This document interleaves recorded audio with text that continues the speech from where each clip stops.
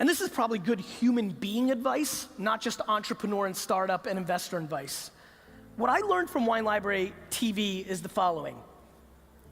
The true story of Wine Library TV was the day that I thought I was gonna start it, I thought I was gonna do something similar to QVC, and I don't know if you have a QVC or shopping network in Europe, but QVC in America, it's a show and they sell stuff through the TV. I thought I was gonna do the QVC of wine.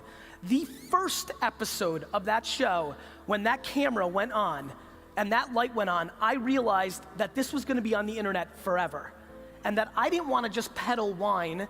I decided I wanted to be a value to people in learning about wine, because I was scared that if I was peddling something I didn't believe in, that somebody would come up to me at a party and say, do you like this? And I'd say, no, I hate it. They're like, well, you fucking said it was awesome on Wine Library TV. You're a scam artist. I'm like, shit, no. So I was very focused on leveling up, and I really believe the one great piece of advice, if you want to take anything from this talk, is we have to start realizing that giving and doing things in business without expectation of return from the other individual is probably the greatest leverage that you could ever deploy in your business life, though it is extremely rare in today's business environment. And it has absolutely been the bedrock of what has allowed me to win. All my engagement, all my selfies right over there and signing books, all the content, I have nothing to sell. I have a book that I fucking sell once every 3 years for $13. This is not about monetizing an audience, it's about building leverage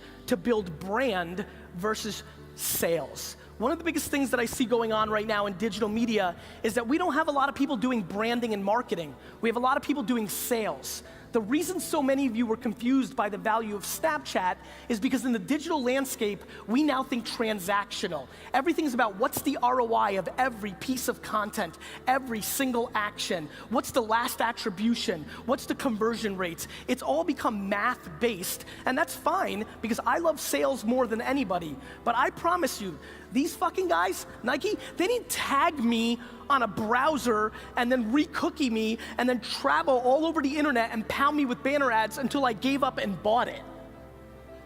I bought it because they fucking marketed to me over the last 20 years, and I don't even fucking know why I buy it.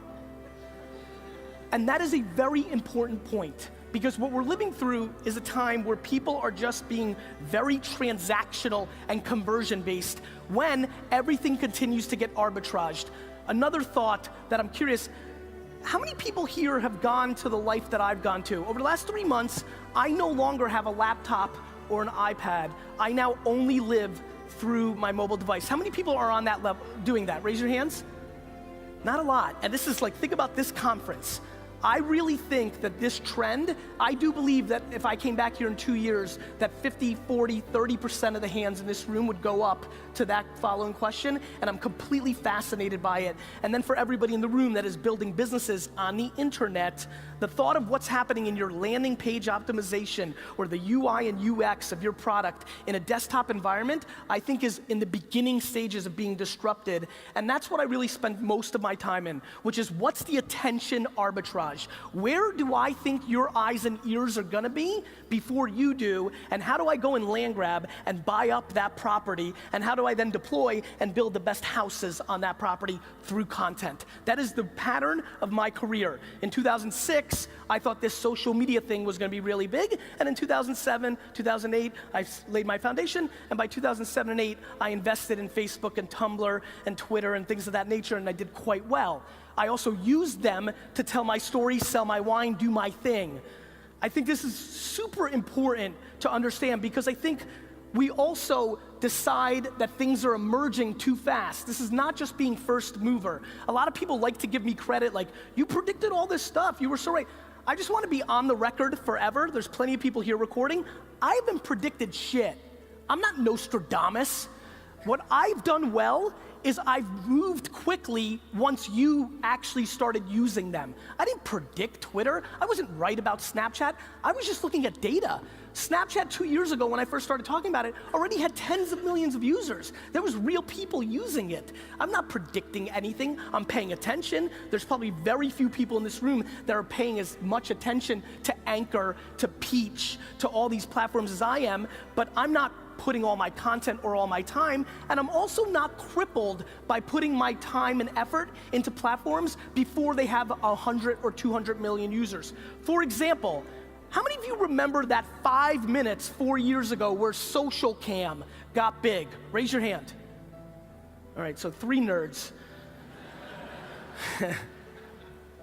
Social cam got big for 3 minutes because the Facebook newsfeed juiced it, and it had a lot of users, and it was hot for 4 months, 6 months.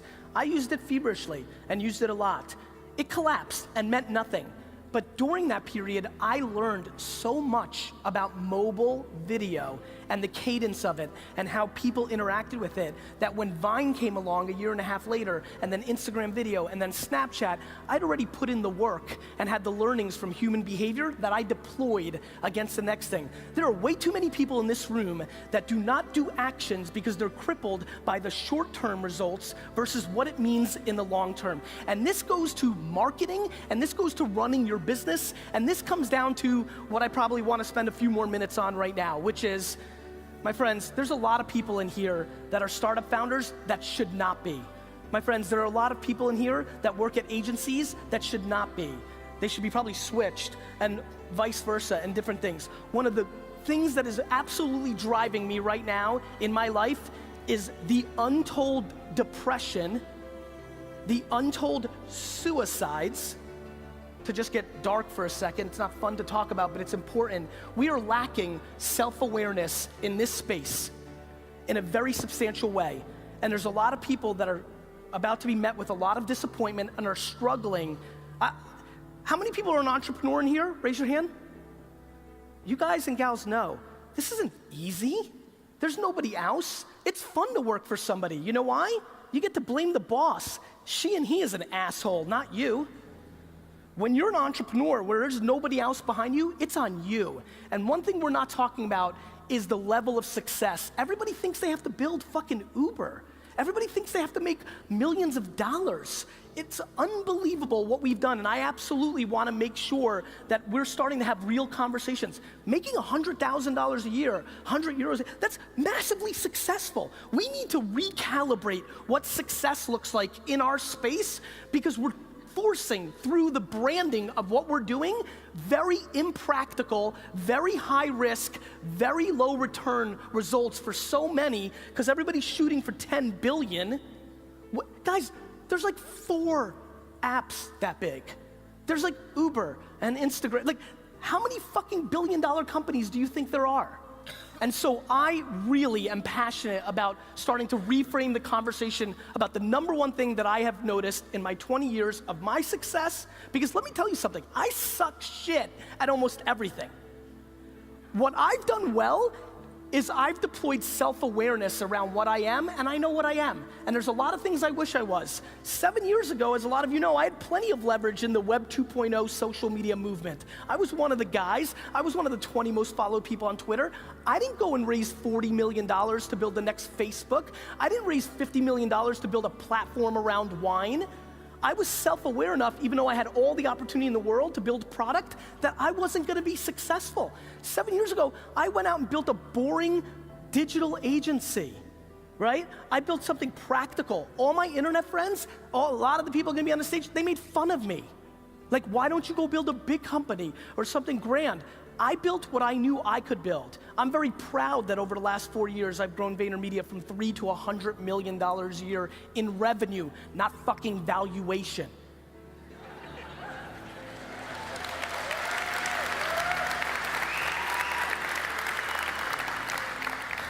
And cool, great, that's fine, and who gives a shit? What I'm way more worried about than what I've done is what you're gonna do. I implore you, my friends, this is fancy. First of all, this is unbelievable. This is one of the nicest setups to a conference I've ever seen. Let's clap it up for these guys. This is unbelievable. Right? There's like fucking food trucks. It's like sunny and shit. This is fucking awesome. Anyway, what I did well was I just didn't give a shit. I'm old, I'm 40. When I grew up in the United States, like, being a good student was the big thing. I was making $3,000 a weekend selling baseball cards and getting D's and F's, and everybody thought I was a loser. Like, that's what the narrative was. Now it's reversed. If I was in school now making $3,000, $4,000 a weekend as a 13-year-old, I would have been the next big thing, right? I went through it, and I did not succumb to the current thing that everybody thought in America was the right thing, which was go to the best school you could go to.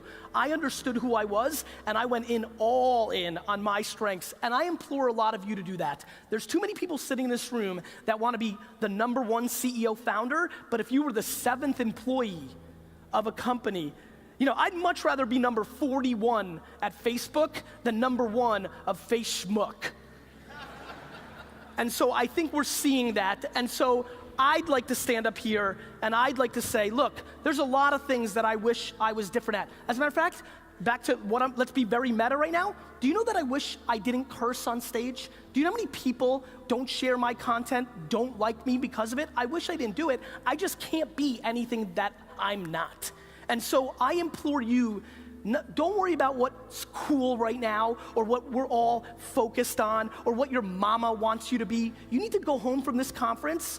You'll be inspired, there'll be cool people, there's interesting shit, but I'm telling you with the bottom of my heart, it is fundamentally irrelevant if you don't know who the fuck you are. And the quicker you can start forcing yourself to understanding what role you play, #1, #7, PR, marketing, product, UI, everybody wants to be somebody else. I wish I was the quarterback of the New York Jets. It's not gonna happen. And so, if I can accomplish one, and by the way, I'm being very realistic. I'll be very, very transparent with you. This little 7-minute rant that I just came up with, I'm trying to reach one person. Like this is not so easy. It's hard to have the ego and the humility at equal ends to figure yourself out. But I promise you, as I've looked across the landscape, and I've looked at 25, 50,000 startups at this point, right? I have now spent the last 4 years of my life with the Toyotas and the Pepsis and the GE, you know, biggest brands in the world, myself, my inner circle. The one connection point from corporate America to startup, to VC, to personalities, the one connection point is self-awareness. Once you start understanding yourself, once you start actually executing on who you actually are versus who you wish you were, things start to change very quickly. And so, the reason I'm passionate about this is always very worldly advice and is probably historically always good things to talk about. I just feel that if any of you really paid attention to the macroeconomic infrastructure of what's happening in our space right now, this nirvana that we've lived through for the last 6 or 7 years is about to shift. It just is. It's just the data. I don't want it. I wish it was nirvana forever, just like everybody else. During the down cycles, the people that are able to win are the ones that are most in tune with themselves, the ones that are the most practical. So again, to make this valuable to you in this room, #1, if you're a startup, please start understanding how you're gonna make money as soon as possible. You're running a business. You're running a business. Businesses need to make money, especially when there's no money to fund you based on your last valuation. #2, as a human being sitting at this conference, this is all very encompassing and very exciting, but start chipping away against what you think you want and start really looking at what you bring to the table, because the quicker you figure that out, the more successful you will have. And #3, please start understanding how to provide value without expectation in return. It is unbelievable to me how many people already today, we was here for 5 minutes, 7, 8 people giving me something as they think, but really expecting something in return for that give. Humans can feel that. It's not the way to go, and we really need to start thinking about that. And #4, understand the following, and this is very ironic given my concerns about where the market's going. I'll end with this. In lieu of all of that, this whole thing that we're living through has just started. The consumer web is only 20 years old. Windows 95 kind of started this thing. The internet thing is very new. Everything that we all talk about didn't exist 10 years ago. Over the next 10 years, the biggest companies in the world, from Europe and Asia and US, from anywhere in the world, because we are now at scale, the biggest companies in the world are gonna be created over the next 20 years from zero. There are people sitting in this room right now that are gonna build the next major company. And so we are all so blessed that we are actually human beings during this period where there is so much upside, so much opportunity. And so everything I've talked about, when you parallel on the obnoxious opportunity and land grab and opportunity, if you're able to wire those two things together, I think a lot of good stuff could happen for you. And I'd like that for you. I'd like that a lot. Thank you.